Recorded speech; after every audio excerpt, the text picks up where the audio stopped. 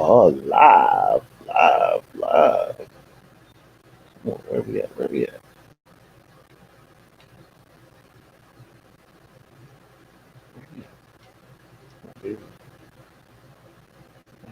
Yeah, get to that.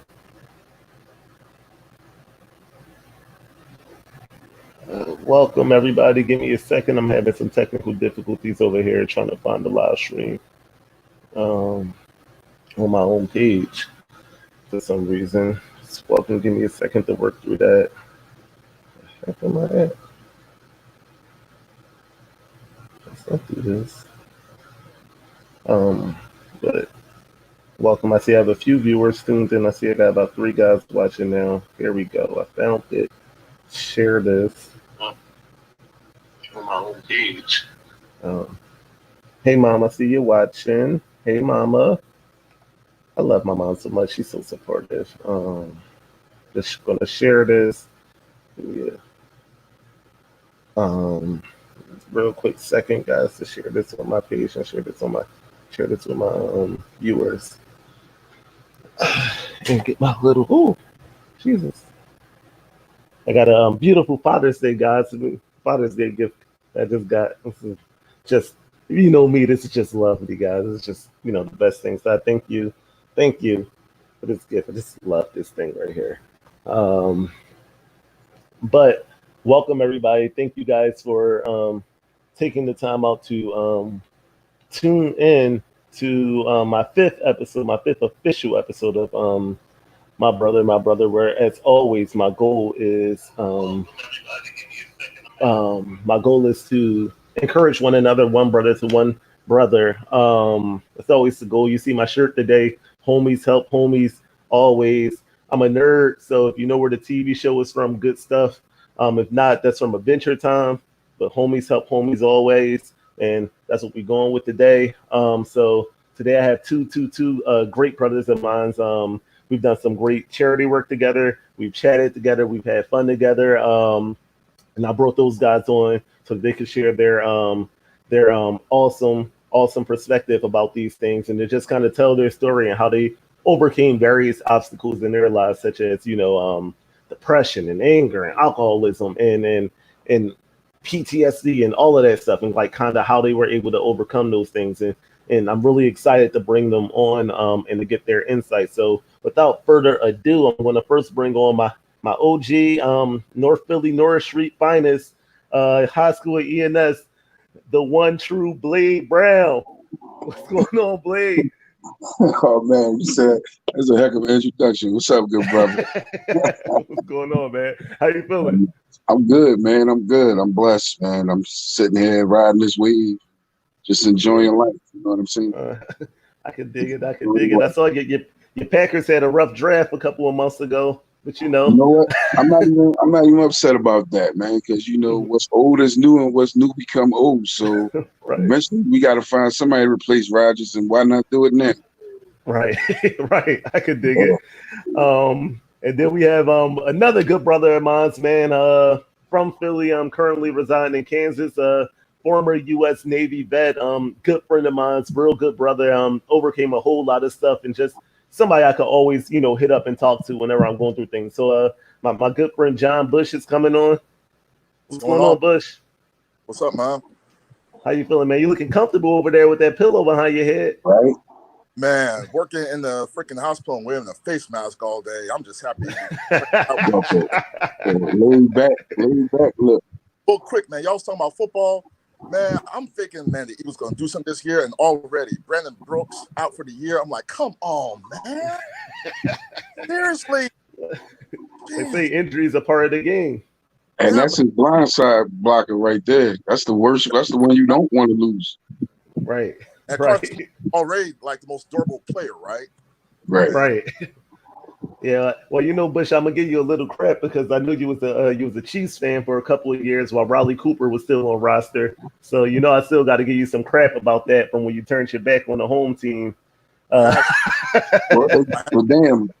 Riley and Chip Kelly, man, I had to leave, man. I came back home. You got your Super Bowl then, right? Or you can't. You left before the Super Bowl. Nah, but when they fired Chip Kelly, I came back home.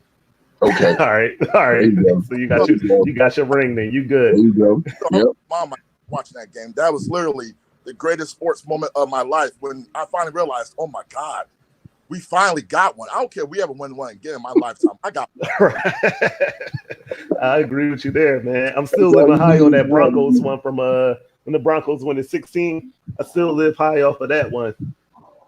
And that's the third one in my lifetime, but that was the first one as an adult. And yeah, man, that whole night was just. Yeah, the first two was with T. Davis and Elway, right? Yeah. Yeah. I was young then, though, but I was grown. You only need one to be called a champion. You only need one. Right. Yeah, I lost money in that one Super Bowl. Thanks a lot, Brett Favre. Right. Touch the nerve. That's my guy. Right. But I brought you guys on today, man, because like I said, I respect your journeys. I respect what it is that you guys have been through. Mm-hmm. And I think you have some really amazing insight to some issues that men struggle with, right? So I was telling you guys before we went on the air that normally I have like prepared questions and things like that, but I wanted this one to be a little more organic, a more natural, free flowing conversation. So whichever one you guys want to go first, just kind of like talk to me about the story and some things that you struggle with growing up and like just some bad positions that they put you in. Whichever you guys want to go first with that, go ahead. I'll go age before beauty. For me, surprisingly if not, when I was young, I was like real shy. You know what I'm saying? And that was a byproduct of poverty. You know what I'm saying? You go to school, you get teased because your clothes, you can't get a haircut, stuff like that. You get bullied. You know what I mean? It's just a whole lot. And I was real shy. I was an introvert, but I was always smart in school. So early on, I was focused on my schoolwork. And from there, I would go to magnet schools, mm-hmm. integrated white schools, stuff like that. And that's when I started to come out my shell, so to speak. And it was more so out of necessity, because when you're traveling to school and you're going to different neighborhoods, you got to fend for yourself. You know what I mean? My first exposure to real racism was in 6th grade, middle school. First time going to school with white kids, stuff like that. You got to know how to pick your battles with that too. Then going on in the high school, became more one of the popular kids. I was more extrovert then. You know what I'm saying? Started having a lot of fun. High school was really fun for me. Very, very fun. Probably collectively four of the best years of my life was spent at high school. Sports and stuff like that. When things really took a turn for me, I would say would be after high school. It just seemed like all these demons just started crashing down on me at one time. I was feeling like I underachieved in certain areas. Was still stuck in, I would say, a financial bind. I didn't want to be a drug dealer. That never really appealed to me. I always had a job, but I never had that job. You know what I'm saying? Always had just enough for myself, but not enough to help pull my family out the muck and the mire. So, that stigma always stuck with me. And then it just really started spiraling downhill as I started drinking more. And it was a combination of the drinking, just so many other things in my life that I felt didn't go right, and I blamed others for it.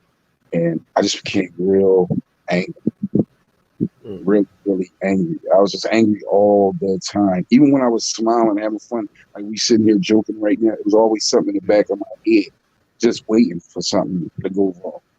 Just waiting.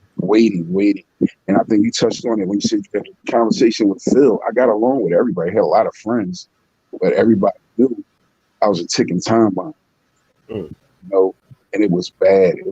I mean, it was bad. I went through some dark times. So I say all that to say,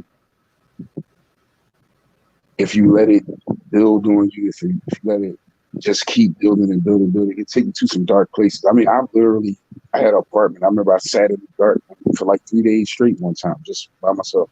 Didn't turn the TV on, the radio, nothing. I just didn't want to be in the light. Literally, I didn't want to be in the light. I just wanted to be in the dark. I wanted to wallow in my darkness. I wanted to be mad. I wanted people to fear me. You know what I'm saying? You ever hear this? I say, you want to be feared or respected? It was a period in my life I just wanted to be feared. I wanted people to see me coming down the street and be like, yo, that's Blade right there. He not to be fucked. You know what I'm saying? And I was not the baddest guy on the block by far. You know what I'm saying? I just had that chip on my shoulder. So I come a long way since then, but I would say the 90s was really, really, really, really rough for me. Really rough. So Blade, I have a comment here. I heard you talking about your school time, and this is a comment that you put on one of my status like years ago, and it says, I was talking about my middle school, and you said, wow, in 7th grade, I set the single year record for suspensions for my school at the time. All for fighting. This is true. I got in, listen, and it's no lie. I literally got suspended every other week for fighting. And I was this one kid, I kid you not, like I said, it was a lot of racial stuff. Because I remember, for instance, this one kid named Justin, fat white guy. I'll never forget. Me and him fought probably about 10 times in the 7th grade. I mean, it got so bad that, and let me just paint you a picture. My school was at Broad and Race. I went to alternative middle year school. Oh, wow. We were really fighting on Broad Street, 219 North Broad Street, out there rolling around the ground. And his mother actually jumped in it. And I remember kicking her squarely in her chest because they had me on the ground. I mean, this is how bad it was. In the 7th grade, it was really bad. I was getting suspended every other week. And it was for fighting. But, I mean, one, it was twofold. I never liked bullies. So if I saw somebody getting bullied or picked on, I always intervened. Two, you know, it's like I said, you know, the racial thing. You're not just going to say anything you want to say to me out your mouth, you know, stuff like that. And 3 of it probably was bravado too. You know what I mean? You want to be that guy that they say, you know, he can fight. You know what I'm saying? Did I win every fight? Hell no, but I was in a lot of them.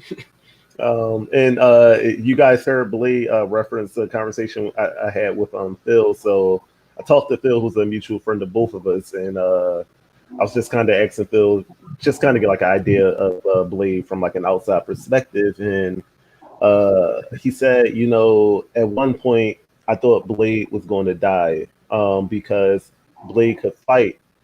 And I didn't think that someone would give him a fair one. Like, I thought that, like, if someone wanted to get a head up on Blade, that they would shoot him because they couldn't beat him in a fist fight, that was the only way. And that's kind of how much of a ticking time bomb he was. So, Blade, what would you say to that? I mean, that's true. I sit here now, and when you first mentioned that to me off the air, I laughed because I have a good friend of mine. We literally didn't speak for about 2 years and we're at odds. And it was over something stupid that somebody else said. And so it was either they went to him and was like, well, you know, Blade gonna knock you out this in the 3rd.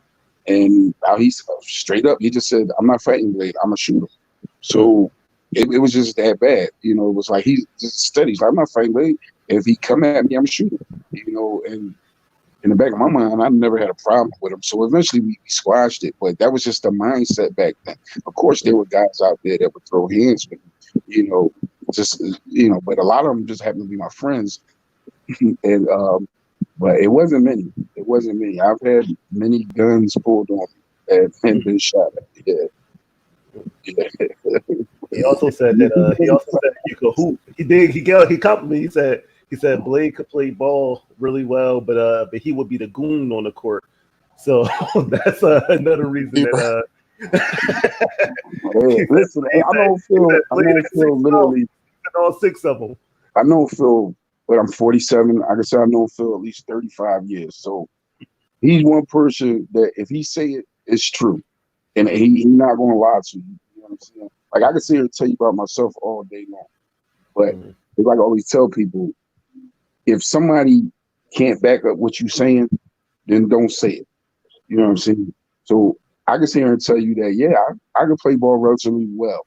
You know what I mean? I took as far as it take me. You know, I didn't go pro or nothing like that, but I played with a lot of guys that went pro and whatnot. You know what I mean? Held my own. But I had a role to play on the court sometimes, you know what I mean? And that role was the role of the goon. You know what I mean? I had guys up there that could score the ball and you know what I mean, do all the fancy plays, but you needed that one guy out there that if you foul my man, you know, if you come back down this other way, you're going to expect it to come back. It's going to come back hard, you know. And then the reputation that you have off the court carries onto the court. So they like, you know, it's a two-way street. But yeah, Phil is one person that, if you know, what I mean, he can speak on it because you know he's seen it. You know, it's like, and it's not bragging. It's not, you know, bravado or nothing. It's just true. I mean, when we grew up, we had to come up hard. First of all. You know what I mean? You had to learn how to fight. Like, it wasn't the gun violence that's out here right now wasn't as rampant as it was back then. See, now everybody has a gun. You see what I'm saying? When we grew up, you knew the dope dealers had guns because they sold dope. They had drug wars. They were televised. You see in the news, there's drug wars. They was killing each other over drugs and corners. You got people right now that's shooting you because you said something that they didn't want. Right, because you honk your horn at them too many times in traffic. Conversely, it's like I said, you know, even back then, if it's 25 guys on the corner back then, you knew the 2 or 3 that had a gun. If it's 25 guys on the corner now, 21 of them got a gun for no damn reason. You know what I'm saying? And we just came up different. We handled our business with our fists. And guys actually, even if you didn't go to the gym to box, we had boxing gloves where we actually boxed in the street. Like, that was part of our daily routine. In the summertime, we would box in the street. We would play basketball. You know what I mean? Then we come back and chill. We would actually go block to block and we'd box each other. You know what I mean? The same way you would take your 5 and play basketball. You would take your best boxers to the next block, and you'll box the best boxers from that block. You know what I mean? And that's just how you got good. You know what I mean? And it was like, it wasn't no shame in losing. Even if you fought somebody, it wasn't no shame. I got people that I'm friends with right now that have blacked my eye, that have busted me in the head with sticks and stuff. You know what I mean? At the time, I deserved to have my eye black. At the time, I deserved to have my head busted with a stick. You know what I mean? We friends to this day. They didn't shoot me. I didn't shoot them. You know what I'm saying? It's just different now. It's really wild. I'm going to give you the floor back. Bush, can you talk for me for a second? I just got a text saying that someone couldn't hear you. Yeah, can you hear me now? Yeah. Are you clear? So you go ahead, Bush. You tell me, you know, kind of like your story, how you came about to get to the military and kind of, you know, some of the demons that you dealt with. Man, well, I mean, I grew up on Sulphur Street between like the 27th and block of Lehigh and Somerset. We was all between. So literally, like, around the corner was like Carolinas. We used to go there, and I used to remember seeing like the Cap just going everywhere, like just peeing on the bread, and the old heads was back there and everything. You could tell the old heads was back there smoking. They was playing card games back there and everything. And I remember being just a young bull and just seeing all this and everything, just thinking, okay, well, this is normal, you know. And I remember on my block specifically, 2 doors down to my right was a homeless dude who was kind of crazy. And I remember this dude used to have the cops called on him all the time. I mean, this dude used to set fires in the house, and they would have to come out, put out the fires. They would arrest him. He'd break back into the house. And that's just like, I couldn't understand it at the time. Like, damn, what the hell's going on? Like, who is this dude? Like, why is he doing this? You know? And then it's like, I'm walking to grade school and everything. I remember seeing another homeless dude there between, I want to say it was Silver and Sterner. It was like a vacant lot, and he didn't have no toilet paper. And I can remember vividly, like, seeing him just like scrape his behind on the sidewalk, and you see just like blood and feces mixed up together on the sidewalk. This is where I'm in like 6th or 7th grade, just walking to school. You know what I mean? And being from North Philly, that's what I saw like at an early age. So all that was like normal to me. You know, all that was just like, okay, this is another regular day in the neighborhood. Right. Thing. And you know, you talk about being picked on, Blade, and everything like that. Like, my mom and my aunt worked at my grade school because they wanted to volunteer and they wanted to help. And at the time, hated it because to me it was like, okay, I'm a target because if they discipline one of those kids or something, then one of those kids is going to try and beat the crap out of me. And I got my head knotted up plenty of times, black eyes, body shots and everything until one day I just snapped.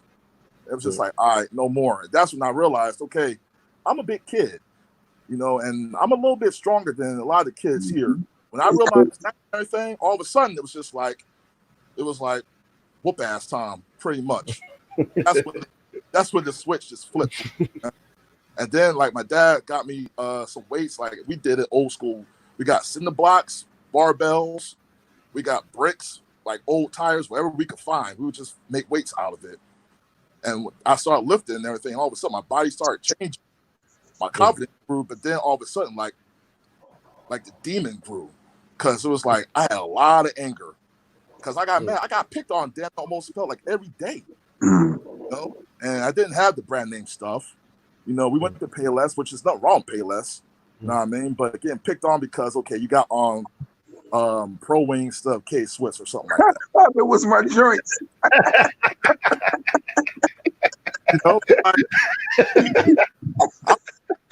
You know, at least making sure I got my feet covered. You know what I mean? Yeah. Like, why y'all? I couldn't figure out like why y'all pick up just with a pair of shoes. Like that never made sense. I always thought that was stupid.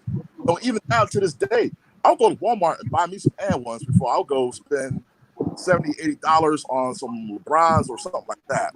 Like I just don't see the sense. Yeah, I know you ain't buying no LeBrons since they ain't no $70, $80 no more. No LeBron, not here. You try $200 for some LeBrons. Yeah, that's crazy, man. It's like I couldn't figure that out. And then I went to high school, and my high school was Mercy. I think it's a different name now. I forget the name of it now, but it's still been on 29th and Honey Park Ave. And this was really the first time that I was really around a whole bunch of white people. I've never really been around white people until I went to Mercy. Like literally, I had never met a white person until I went to Mercy. I don't remember, honestly, except for the nuns that was in my grade school, St. Columba, I think now it's St. Martin de Porres. And there were white nuns there, but that was only interaction, white people. So in high school, I'm around white people. I'm around Irish people. I'm around Hispanic. Like every race, it seems like it's coming to the middle of the hood to go to school and to teach in school. And I remember quite a few times, me and other dudes was getting into it. Like I'm like, you do realize the neighborhood you're in, right?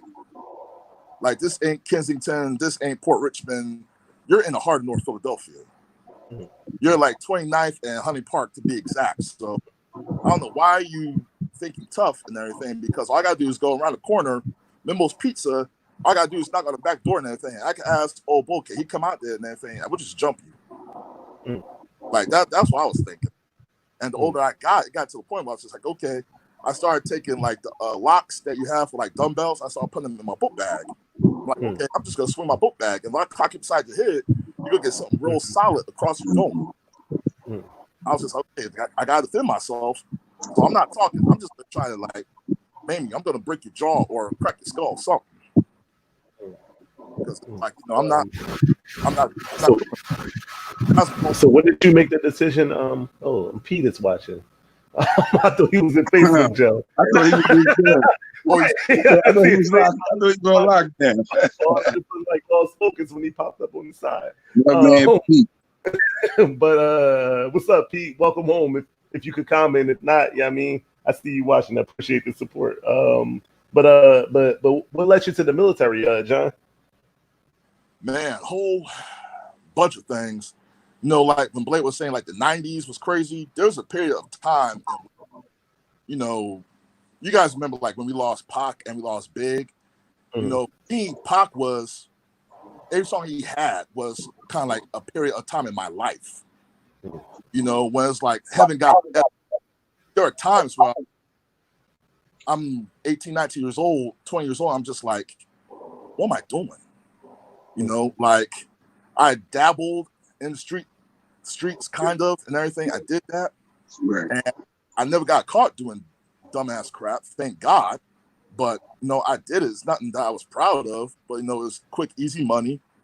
And it was like, okay, what am I doing with my life? You know, it was like so many of pop songs were like soundtracks for my life, what I was going through. And I remember just thinking, okay, I got to a point where it was like I was working at UPS. I took some time off because my grandmother, God rest her soul, was getting really bad. So I wanted to help my mom out as much as possible. I'm trying not to get emotional about that because, you know, it's been 20 years since my grandma's been gone this month. So basically, my grandma passed, and I got fired from UPS because they said, well, you used up all your medical or sick time, whatever they said. So I was basically like Craig, like, so y'all firing me over the phone. All right, whatever. It was like, okay, I have no job, you know, and at the time my dad was going through a transition because he got tired of the people he was working with because he worked for the water department and he had, I think, 25 years in, so he retired. So no, he was going through his thing. My mom is mourning the loss of her mom because she was her caretaker. You know, that was her life pretty much, was taking care of her mom, which back then I was starting to understand, but now that I'm older, I understand how much of a sacrifice and how much of a toll that took on her. And to this day, my mom still is paying for a lot of that physically, you know? And like, I'm going to do something real bad. Like, I have so much anger, so much hate, like, you know, somebody's going to get me. Like, I'm hoping and praying when I leave this door every day, when I leave this house on Social Street, please somebody say something to me. Say something to me. I never had a gun on me, but I had a switchblade on me. And literally, I was ready to just stab somebody. And that's how bad I wanted somebody to say something to me. Because I wanted them to bleed. I wanted them to feel what I was feeling. Because I didn't know how to express it. You know, and that ties into the drinking because by the time I turned 12 and 13 years old, I had a beard already and just how I sounded. So I was going to the Korean stores and the little mommy poppy shops, and you know, the old heads were like, you know, keep the change and stuff like that. So I'm drinking a little bit of beer here, a little bit of beer there. As I got older in high school and everything, and we had Saturday detention, which was the worst. Being there from 8 in the morning until noon time, Saturday mornings detention, which was horrible. And after Saturday detention, I go right to the Korean store, get myself a 40. I wasn't even drinking beer. I was just drinking malt liquor. Right.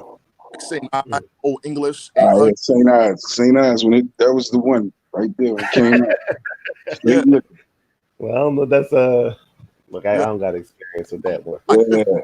15 years old. Thank God, you know. I'm telling you, if you notice, not to cut you off, it's a common thread right there. The anger and the alcohol, it's a bad mixture. It's a bad mixture. Combination, man. Bad. Real bad. So what is it just like one of those like numbing the pain kind of things, or like kind of escaping the anger? You think that's what it's doing, but really it's just loosening your control, and it's really just like Bush said, you know, with that knife in your head, it's just giving you more and more of a push to go ahead and use it. I mean, I never had a knife, but it was just more and more reason for me to just act a fool. I'm like, yeah. It go from here to there. So my mom just chimed in. My mom puts a comment up that said, what gave you guys the strength to push through some of those things? Well, for me, I would flash forward to the 2000s. It was family.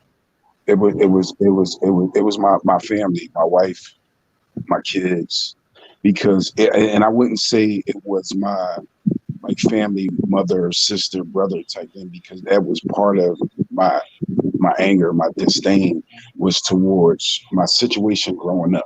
Like, I really just had so many bad thoughts about how I came up. And don't get me wrong, my mother did a great job with us. You know what I mean? My father was an alcoholic. He was a crackhead pretty much, but he was there. You know what I'm saying? He never left us. He gave us what he could. And this is me talking in hindsight. If you'd asked me about my mother and father 20 years ago, it would have been a lot of them foul shit. You know what I mean? I'd have been just like, I'm so pissed why we was in this situation, this and the third. But as I became an adult and had my own family, and I realized my own struggles to keep a roof over their heads, keep the lights on, keep the water on, I started to think like an adult as opposed to a child. Mm. And it's starting to loosen my heart a lot. You know what I'm saying? It loosened up a lot for me. I even went to therapy. And like I mentioned to you off camera, black men don't do therapy. Right. But Right. I had an incident at work. You're right about that. I want to too, like my mom and my dad, like they busted their ass. Like I Right. didn't want or I don't want to make it sound like my mom and dad was never there. Mm-hmm. They did the best that they could. This is all stuff that I was seeing was building in my head because Well, that came now from the I'm, season, the bullying. You know what I mean? Mhm. So yeah, you take that back home. You know what I'm saying? yeah, because Why we it's don't got this? Why we don't got that? embarrassing. Yeah. No, Yeah. it's embarrassing. Like I don't want to be made fun of. I just want to learn. I want to have friends. I want to go home. It got to a point where it's like, you know what, you don't want to be my friend, fine.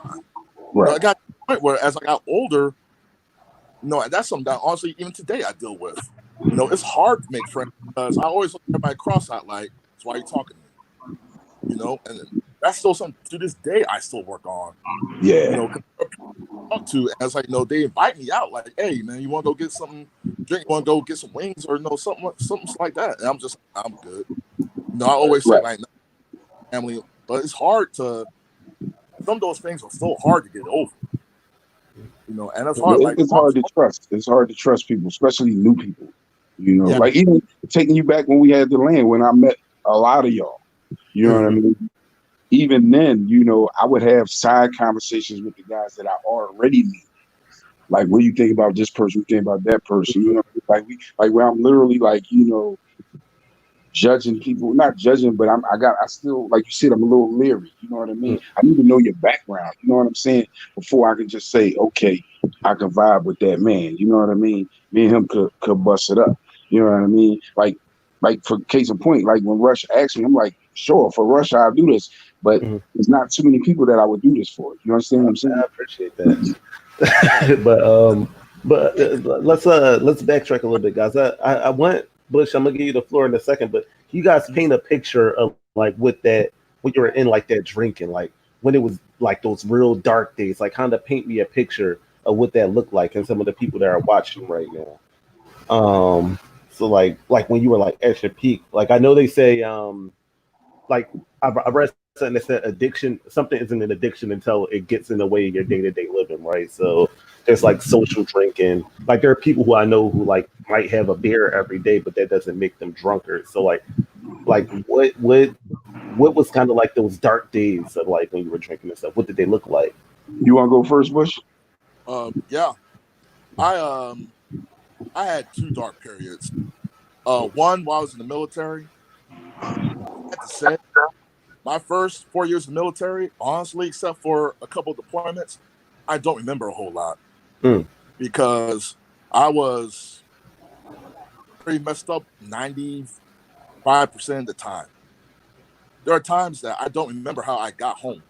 mm, Like I'm on the highway, I'm on like I-5, and I don't remember how I got from my apartment to the ship. I mm, don't. There are times that I went to the club or something. I don't remember, like honestly, who I went home with or what the hell happened. mm.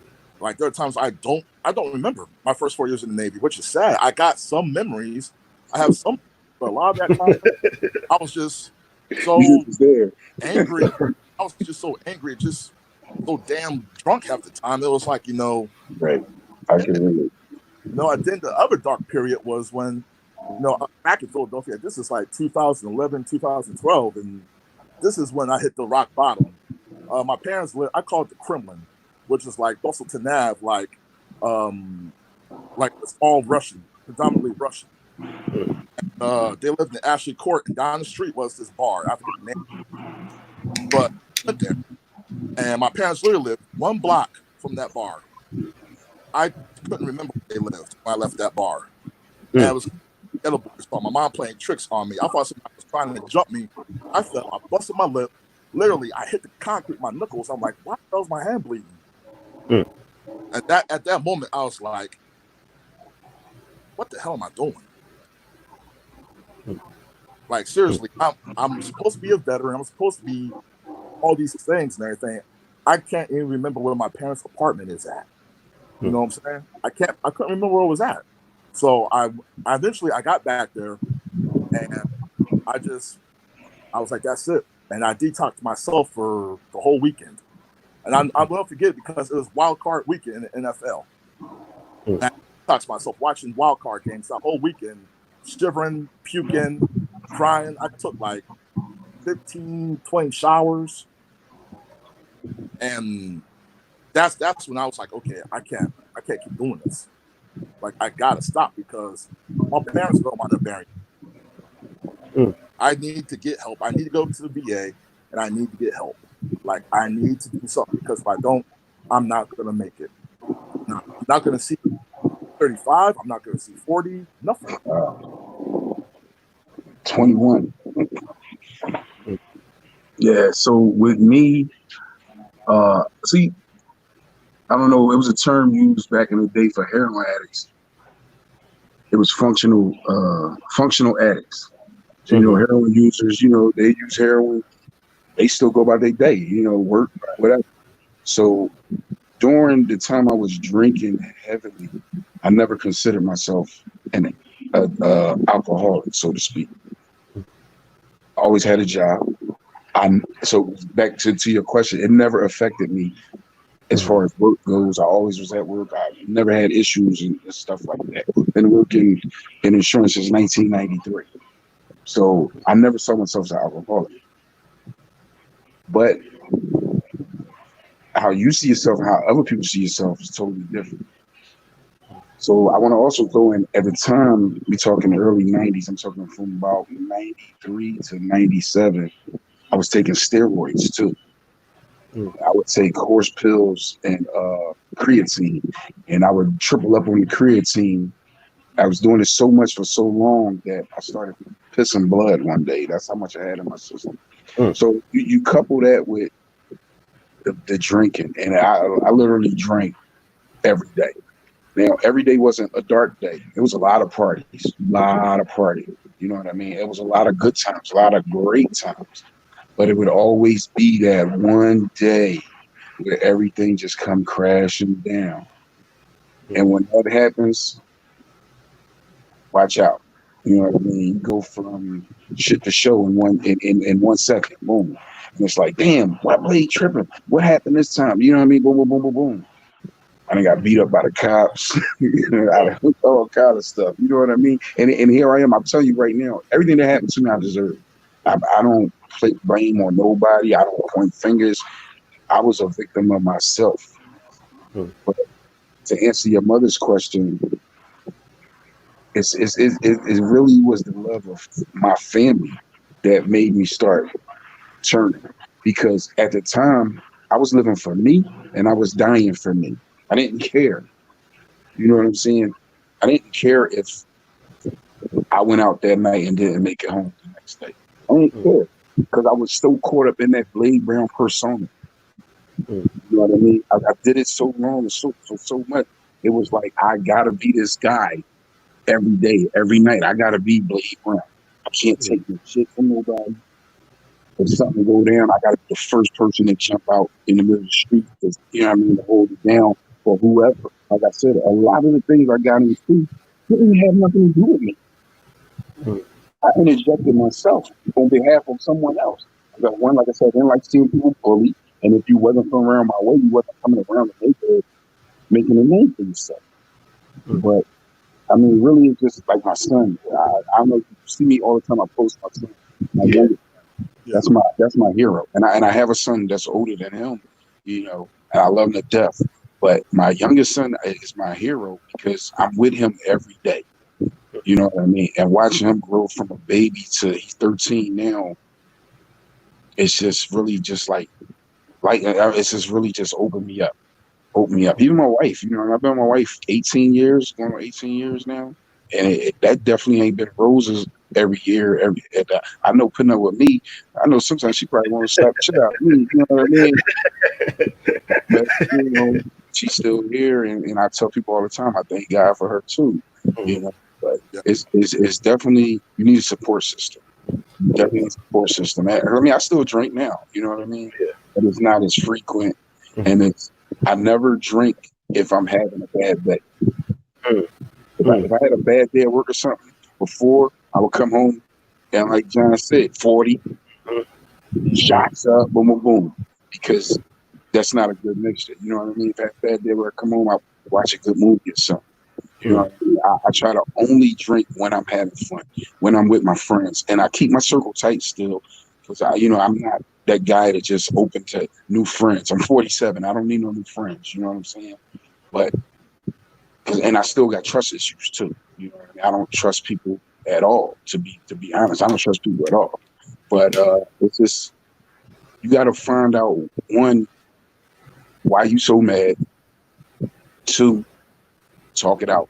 Find somebody you can talk it out with. And three, you gotta just remove yourself from toxic situations. Yeah. And for me, I had to cut off some friends too. People that I thought was my friends was really always putting me in toxic situations. And I got to the point where I'm like, yo, you're not really my friend if you keep on put me in these fucking predicaments. You know what I'm saying? Yeah. I cut myself off from that, and I'm telling you, I live, I love, and I laugh. The 3 L's. That's my motto right now. Live, love, and laugh. Yeah.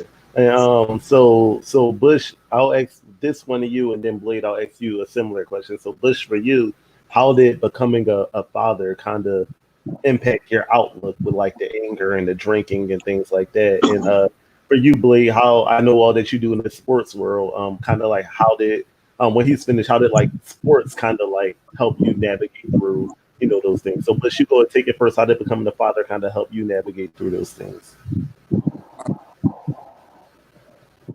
Once again, I'm gonna try to be emotional about it. This boy, big soft man. Hey man, I'm gonna bringing out tissue drink. No, if y'all didn't catch it, anybody watching, I went live on Sunday, and I was just saying Happy Father's Day to a bunch of guys, and at the end I started talking about my son.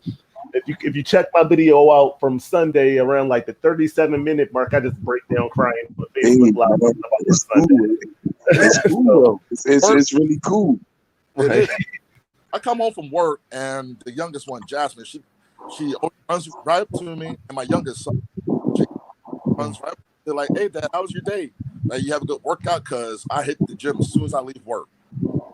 Because that way, it's like, okay, if I have a bad day at work, I'm gonna take it out where I'm at, the weights. As soon as I come home, I wash the job clean. You know what I mean? I don't bring it home no more, which has also been a huge part of turning it around. Leave it at work. Whatever happens there, leave it there.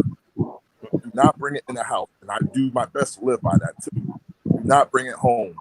And it's like, I see them and they're just happy, they're wide-eyed, they're bright, and it's just like, why was I tripping? Yeah, why was I tripping? I'm not even tripping no more. I want to be better. I do tell them a lot about, like my 2 oldest. I do tell them some things that I've been through, things that I've done. I tell them those things because I want them to know the truth.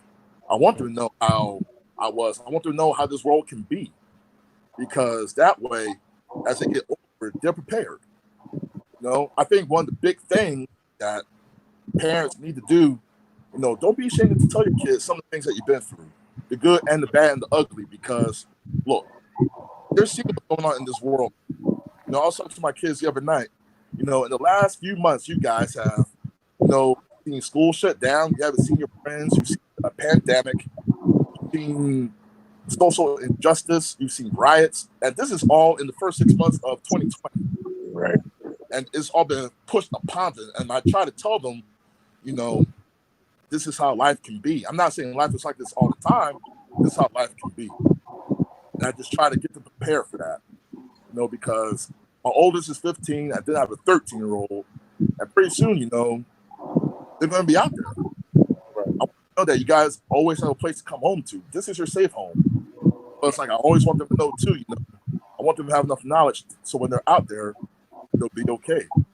That's what drives me at this point and everything. I always tell my wife, it's like that image I have, it's like multiple cars pull up and everything. And at this point, I have no more gray in my beard.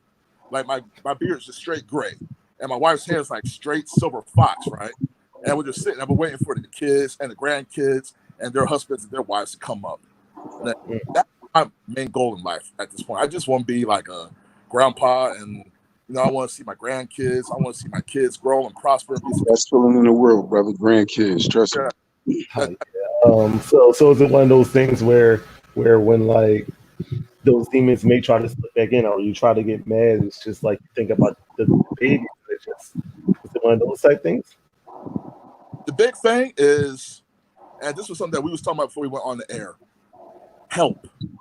And we've talked about this privately. You've talked about this on the show. It is ingrained in us that we carry on the weight of the world, and we do not tell anybody when we're cracking, when our knees are starting to hurt, when our shoulders are shaking, and we need help. We don't know how to express the fact that we need help. And I'm telling everybody, look, I have no shame. I have a damn good psychiatrist. He's 6'9". He's from Wichita, Kansas. His name is Bob, and that dude and I, we click just like that. There's no shame in getting help because we can't carry it on our own. It's a vicious cycle, man. Like it's ingrained in us just to carry the weight of the world, and that's not fair to us, man. We can't expect to be the providers and the carriers of everything. We gotta be able to, pass the ball, so to speak. You know what I mean? Sometimes we need to, instead of scoring all the time, we gotta pass. And I'm lucky because I got a wife that, she'll straight up tell me point blank, "You're not Black Superman. You are to the kids, but I know you." And she knows when, okay, she's gotta carry the ball sometimes, and she'll tell me sometimes, "I got this. You need to go just." And that in turn and everything gives me more energy so that, okay, when I get back up and everything, I can carry it all down. And I can carry it for a long period of time. And when I get tired, she knows. That's the big thing that I think that, especially Black men, especially what's going on today, especially, there's no shame in talking to somebody. There's no shame in saying, "Hey, can we please talk?" That's why, like if I see somebody on Facebook or something, I'll inbox them like, "Hey, you need to holler at me." You know what I'm saying? Facebook me, text me. You can call me. I'll talk to you because there's no shame in it, man. I've literally had friends I've talked to literally 2 or 3 hours. I don't care. If anybody gets anything from this, and I'm pretty sure every man will tell you, there's no shame in getting help. Push all that ego, that bravado, push that shit to the side because it don't matter. At the end of the day, you only have one life. And your mental health is the most important thing in the world. Physically, you might be broken down, but you can heal. Mentally, if you're jacked up, you may not be able to recover. And I got damn lucky. I was able to recover. And I think Black men really don't pay attention to the mental aspect of that. Mental health is such a huge part of our lives, man. Yeah, it definitely is. It definitely is. I'm going to do an episode in the near future about just how to get people to go to therapy, because I think that I agree that like we need to do it more often. And I talked to so many people, especially since I started doing this. I've spoken to so many people, and they're like, "Yeah, I go through this," and they always tell me what they're going through. And then I'm like, "Do you talk to anybody?" And it's always like, "Nah." All right, I should talk to somebody, and then they kind of brush it off. But like anybody watching, I know we talked about this a few weeks ago on a lot. Like therapy is helpful. Like it's helpful. You can find some free therapists. You can find a therapist that takes your insurance. Like it's very, very, very helpful to find somebody to talk to. And it's also very helpful to get like that objective opinion. So you're not getting it from like a homie. Like your folks are going to be on your side. Your friends are going to be on your side. But it's good to get it from like an objective source. It's good to get it from someone who's like not connected to your personal situation. So it's not like you talk to this therapist and you got to worry about your other homie knowing it the next day. Like you don't know Bob, do you, John? Like outside of like the nah, right. So Bob is a fact that he's somebody that, you know, you would never figure, okay, I would be cool with and everything. But the first time me and him talked and everything, you know, we just clicked. And that's the important thing too. Like, to anybody who's watching this right now, if you think about getting help and everything, you know, you have the right. If you talk to somebody and you perceive them that they're not fully listening to you, or that straight up they're being an asshole, they're talking to you and they're not talking with you and everything, you have the right to say, okay, stop. I don't want to talk to you no more. You can do that. Find somebody that you can click with, that you can vibe with, that you can talk with. When you find somebody that you can actually talk to and y'all can just like chop it up for a little bit, God, man, that's like, it's like the weight comes off. I can't even stress that enough. Therapy honestly was the best thing I ever did. Hey John, when you first went there, did they hit you with the how was your relationship with your mother and father question? Yeah, that was the first. That is the first, you know, when you see it on TV, right?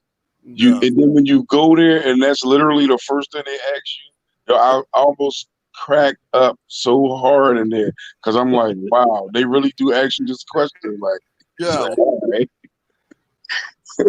Like, oh, how's my relationship? Wow. Okay. Right. Expecting that one. I'm expecting on TV something like, okay, I thought this was only on TV. I guess this is real. And how did you get involved with sports kind of help, you know, keep you focused and guided? Because I know you in, you know, 1 million flag football leagues, 2 million basketball leagues, and Man, let me tell you something. Sports, even at an early age, has always been there for me as an outlet. As a kid, I played tennis. Then I moved into basketball, and from there I went to softball, and then into flag football. The one thing about sports is the camaraderie, the brotherhoods and friendships you build in sports. I mean, it's nothing like it. I know so many people from sports. It's ridiculous. You know what I mean? I mean, people I could place the face, but I can't put a name to them. But I know that we came across each other in a sports platform somewhere. But even now, so what drives me now is the fact that when I started in the league, I put my team in 08. And we was okay. We wasn't that good. You know, we wasn't even a contender, but you know, we fought hard. But what impressed people the most was how I managed my team, how I put it together, how I had it running like a business.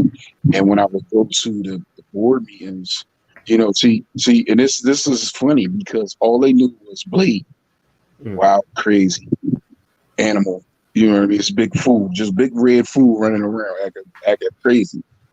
But when we got inside those board meetings, and I started asking questions about the finances and the logistics and all that stuff, it was like, oh, wait a minute, this is Michael Wallace. This is not Blade Brown talking. You know what I mean? So it quickly went on from there, whereas I got proposed to be the commissioner of the league. And they had a vote. And I mean, literally, I think I got every vote unanimously. If not, it was a secret person that voted against me. But I've been a commissioner since 2011, I think. So I had to build the league back up. I had to pretty much bring it fast forward into new times. You know what I mean? Because the league been around since '63. So they was caught up in the times. You know what I mean? They wasn't using Facebook. They wasn't using social media at all.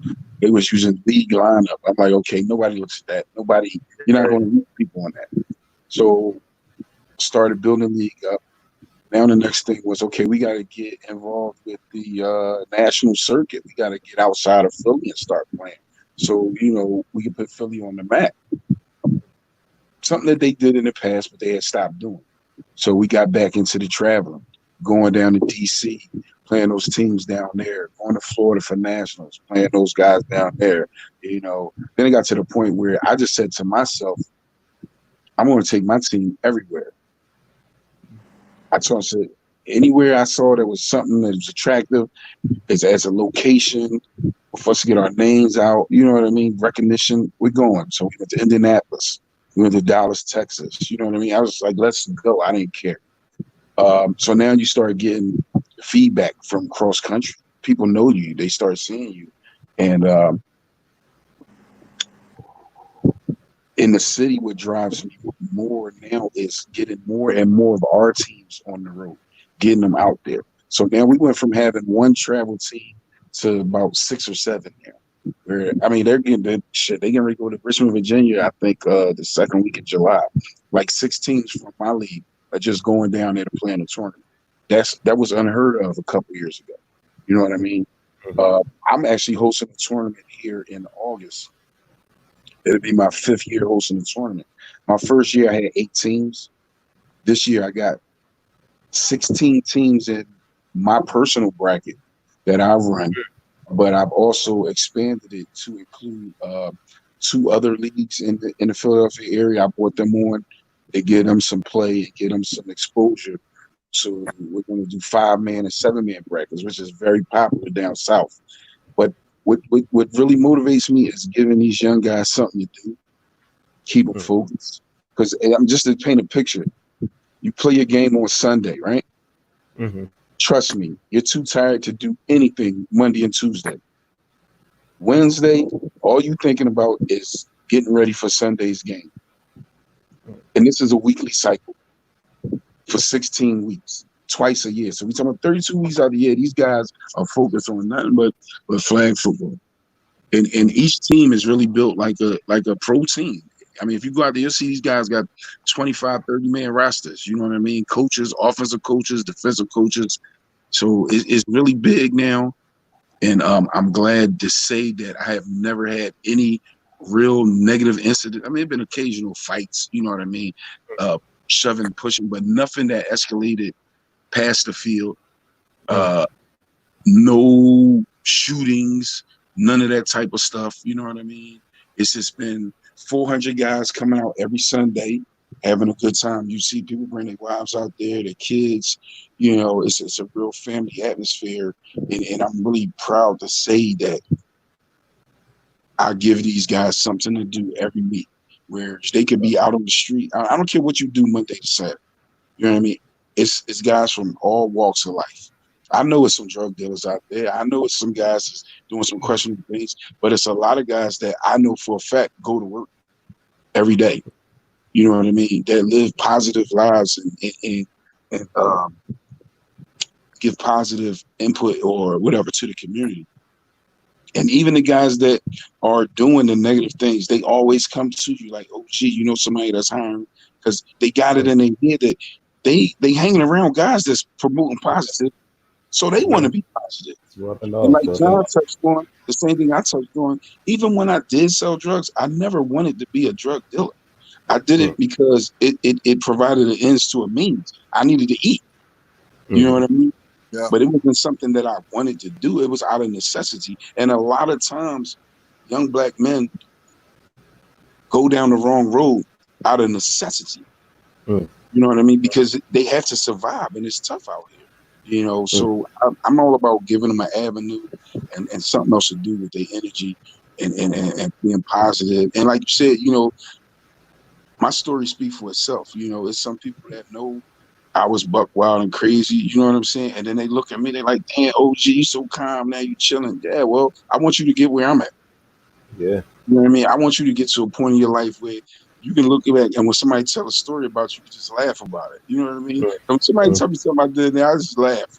And it's crazy. John mentioned it. You know, I tell people all the time, there's a lot of stuff I don't remember from the 90s because I was so drunk all the time. You know what I mean? I would wake up fist bloody, cut up, like, what the hell happened last night? And then I would go out on the corner. They'd be like, man, you was tripping. I don't have that anymore. You know what I mean? When I wake up in the morning now, they say, OG, what's the next move? What's the next trip? What's this? What's that? I like the fact that some of these guys, the first time they ever been out of town was when I took them out of town. Yeah. The first time on a plane, I put them on a plane. And you'd be surprised, it's a lot of grown people. And I'm talking about, when I say grown, I say 23, 24, 25 that have never left Philadelphia. Yeah. And the first time that they've left on a football tournament to another state with me, that weekend right there, man, that made their life. You know what I'm saying? Mm-hmm. That's So, why. stuff outside of their comfort zone. There's other things out there. Yeah. Right. Yeah, I learned when I was working at the welfare office, I learned like how many people think that the planet Earth is just Philly and the occasional trip up to Atlantic City. And it's so much more to the world than just Philadelphia and the occasional run up to the beach or something like that. Right. So before I let you guys go, I do have one more question I kind of want you both to chime in on. And I told you this off air. What advice would you guys give to someone going through, you know, struggling with alcoholism, struggling with anger, struggling with depression, or anything like that? What advice would you give them? You come out of it. Mm. I mean, straight up, you come out of it. You know, me and Blade both said it. Like, there are times we don't woke up and we're like, okay, how we get home? Like, where the hell's my car? Like, literally, there are times, where the hell did I park my car? I had to walk 2 blocks to find my car. You know, it's like, I can laugh about that now because it's like, I can accept that. You know, that's what it does. You can come out of it. You know, don't be afraid to ask for help. Don't be afraid to admit that you have a problem. That's the other thing. Don't lie to yourself. You know, your family might lie to you. Your friends might lie to you. Don't lie to yourself. If you know you have a problem, you know, tell yourself straight up, I got a problem. So that's the first step. Admit that you have a problem. And then just get the help and find the right kind of help. Just don't get any kind. Find the right help. Find the help that you can tell is actually making a difference in your life. And stick with that one day at a time. Yeah, that right there is the stone cold truth. It's one day at a time. Like, it's not gonna happen overnight because it's still happening with me years later. Like, I'm not the finished product yet. You see what I'm saying? And I still have times when I feel that old rage creeping up me. You know what I'm saying? I still have times when I say to myself, today's not the day. You know what I mean? But what I do is, like I said, whatever, if I'm having a bad day, the one thing I do is I don't drink. That's the one thing I'm really just, I don't drink because I don't want to be mad and under the influence. The other thing, and it's funny you mentioned this because I actually had this conversation with my oldest son a couple of weeks ago because he was having an incident similar to what we're talking about, where he just snapped and he just called me crying. And I just told him, I said, listen, I'm going to tell you what I did.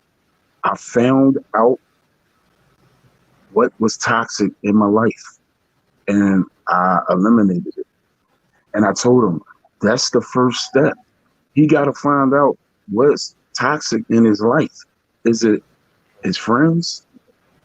Is it a mixture of the drugs and the alcohol that he's using on the weekend? Because it seems like every time he takes pills every once in a while. And once he does that, he just loses his mind. So I'm sitting there like, okay, obviously you can't handle the pills. You know what I'm saying? Obviously you can't handle the drink and the pills. So you need to start there. Is it people? With me, it was people. I can honestly say that after I got over what was bothering me in my childhood and I let that part go, I still had toxic people in my life. So I had to eliminate them. And trust me, I got some backlash because of that too. And, I always tell people, if you don't understand that I had to cut you off for me to survive, then you wasn't my friend to begin with. You understand what I'm saying? So sometimes you gotta let somebody go. I told him it could be a girl, it could be a female that's toxic for you. You know what I'm saying? You see guys out here in relationships where they always arguing, fussing, and fighting and stuff. Yo, that's not a good relationship for you. Yeah. You see people stay in relationships for kids, but they always out here snapping, going through it. That's not a good relationship for you. Walk away from it. It's okay to take a step back, to take 2 steps forward. But more importantly, you got to talk about it with somebody. You can't hold it in because when you hold it in, it's just going to weigh on you and weigh on you. and weigh on you, and then you're gonna snap. And then when you snap, you're gonna hurt other people, but more importantly, you're gonna hurt yourself. Yeah. And 9 times out of 10, back then, I thought I was hurting other people. Yeah, Blade knocked such and such and out the other night. Yeah. But you know what? Back then, I never really regretted anything that I did. I never was like ashamed because I was living that rep. I'm like, yeah, I knocked such and such the fuck out, and whoever else wanted to get it too. You know what I mean? That's just how it was. But you know what? Now I'm like, yo, for what? I did all that for what? Yeah. You know what I mean? I did all that for what? A rep? I don't need no damn rep. Don't get me wrong. It got me where I am today, but I could have got here a lot faster if I'd have just eliminated the negativity 20 years ago. I could have got where I'm at right now a lot faster if I eliminated negativity 20 years ago. That was a word, man. Y'all brothers got wisdom, man.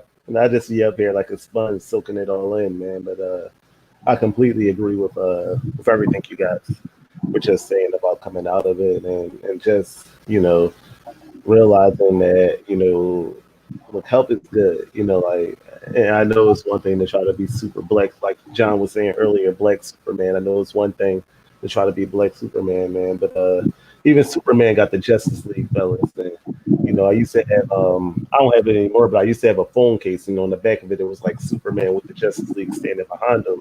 And someone asked me why I had that case, and I was like, it's just to remind me sometimes that even Superman needs help. Like, Yeah. Even Superman, strongest hero that you could think of, he needs somebody behind him every now and then to kind of help him out. So, real quick, Mo, interrupt you, but y'all brothers helped me out too, man. Like when we had that bowling party, like you, oh yeah, Lep, Fobbs, Cleveland, freaking Phil, even Nader Love, all your boys. Nader Love, that's my man. Nader Love. Nader's a good dude. Yeah, I still talk to him. He's a funny guy, man. Funny guy. I felt a lot of love, and that's one thing at time too. I need was just a lot of love too. I mean, that bowling party, man, like brothers shout me with a lot of love, and that really helped me too. That first Father's Day cookout we did was crazy, right? Yeah, man, I was looking at the pictures. Yeah, that joint was crazy, man. And, I was looking at it the other day because after you hit me up about the show, and I used to be cracking up because I remember Wap and them used to be like, man, we used to go watch Blade play basketball. We used to be scared, and we was on the sideline.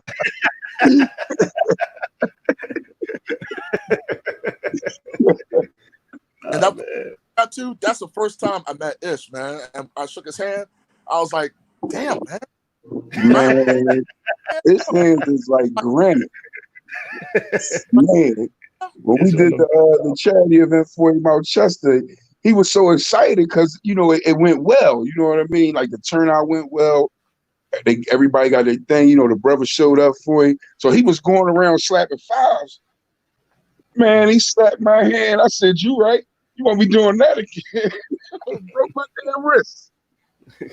I learned my lesson. Hey, Blade, I was just watching the cookout video after I messaged you.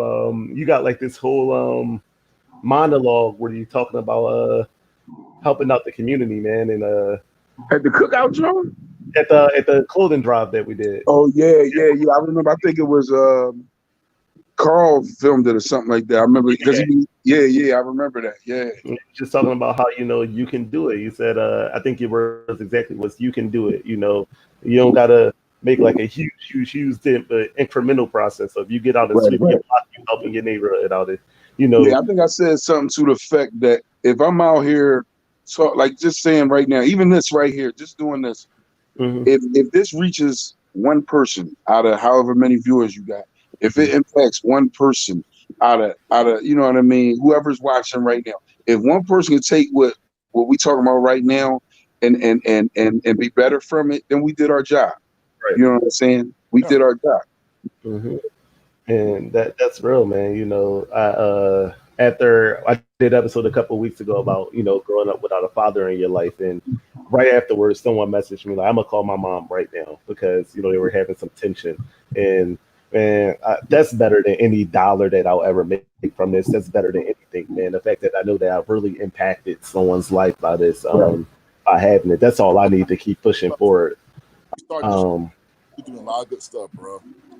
Seriously, man. You're doing a lot of good stuff, man. Yeah, this is a good platform right here, man. And I hope it just get bigger for you on some real. Yeah, man. Speaking of which, I actually just made my Instagram page, guys. So next time I go live, I'll actually be going live simultaneously on Facebook and Instagram. So if anybody's watching, here's my page name. It's just my brother underscore, because apparently my brother without the underscore was taken. So I had to put the underscore there. You just threw an underscore at the end for no reason? Well, without the underscore, it wouldn't let me put it in. That means it's another my brother. Okay. I was like, that's right there. At my brother underscore. I don't got no pictures. I don't got no posts put up right now, but that's okay because I didn't want to announce it or launch it or tell anybody about it until after we had the episode today. So I am currently on Instagram right now. I'm actually my only follower. So let's change that. Like for my personal account right now, I'm my only follower. Let's change that. Look me up on Instagram right now. At my brother. I'm not stopping, man. Like I said, this it's not something I'm looking forward to stop. I'm trying definitely trying to impact some lives, man. Like I say at the end of every episode, if you have a suggestion for a topic, if you want to be a guest, by all means hit me up, message me. Over the next few days, I'll also be launching a YouTube channel, like an official YouTube channel. Right now, I kind of stream from my personal account to just kind of host all the episodes. And I'm looking into getting onto like some podcasts, hosting websites as well to kind of continue to grow it and to branch out. So anything you ever need, just reach out, let me know. Oh no, I appreciate y'all, real rap, man. I could have talked to y'all boys from now until like 10 o'clock, man. I had to look at the time. Hey, listen, bro, I got some stories, but they not for everybody. You know what I mean? I was like, nah, I'm not gonna go there with that one right now. You know what I'm saying? Like, listen, brother, it's just like I said, I can laugh at them now because when I tell people stories, they're like, "How are you laughing when you telling me this?" I'm like, "Dude, I lived through it. What else can I do?" Exactly. But laugh about it. You know what I mean? Like, one thing I don't do is I don't take myself seriously now. You know what I'm saying? And that's another thing. And I tell people all the time, why are you so serious? You know what I'm saying? Why are you so serious? I do not take myself serious as I did back then. I just take myself very serious. You know what I mean? But now I don't. You know, like I said, I live, I laugh, and I love. That's what I do. That's what I do. And I got my first follower already because I love my viewers, guys. And my sister-in-law, she done went and found me on Instagram and followed me. So thank you, Tasha. I love you. My sister is the best sister ever, and she cooked for me on Father's Day, and I really love her for that. She's I gotta great. find you here. Yeah, I don't know how to save these joints, so. And Blade, real quick before we get out there, Blade, what's your football league for anybody that's interested in joining that? I know I have a few buddies who look for playing football league. So what is it? Right now, I currently run the PTTFL. You can find us on Facebook, PTTFL. If not, because I know we got a few. Hold on a second, let me get this echo out the way. And I really love her. I tell you how slow my computer is. You said that 20 minutes ago. You said that 20 minutes ago. My computer just now picking it up. But yeah, or you can just click on my page and you know, and anything you need to know about it, you can get with me. There's also another league a friend of mine run out South Philly called Elite Sports Association. Another real good league out there. My boy Ant, also known as Ed, he's doing real good things out there too. Like I said, I'm just trying to build it up in Philadelphia, which right now is hot. It's hot right now. Philly's hot. I got an event I'm hosting August 15th and 16th. It's a 2-day event at Pennypack Park on the Delaware. It's a Philly Bowl 5. Like I said, I got 16 teams in my bracket alone, and we run in 3 different brackets. It includes 5-man, 7-man football, and I think we got a 5-man co-ed division too that we throwing out there. So it's going to be 2 days of just flag football all over. It's a beautiful facility. It's right on Delaware, right off of the Delaware River. It's gonna have some fun out there. So if you want some more information, just hit me up on the book, and I'll point you in the right direction. Oh, man, that's awesome. And Bush, I know you don't got no. I don't know if you got anything you want to say before we got it. I just, hey, everybody be safe. Don't start tripping. Don't go out here thinking things all like sunshine and roses. The Rona's still out there. Don't get caught up. I'm telling you. That's real. Guys, again, it's a pleasure, man. Like I said, we could have been on this thing from now until midnight, man. This hour just flew by, guys. So I thank you for your time, man. I thank you guys for your wisdom. I thank you guys for coming on. And again, if there's anything I can ever do to support you guys, let me know. To my viewers, thanks for chiming in. Stay tuned. In 2 weeks, we'll be back on live, same time, 7 p.m. I have not decided on the topic yet, so I won't announce it till next Wednesday. But stay tuned. We're in, and we'll be on and we'll be going. Thank you guys for checking us out. Signing out. Peace. Peace out, fellas. Peace out, y'all.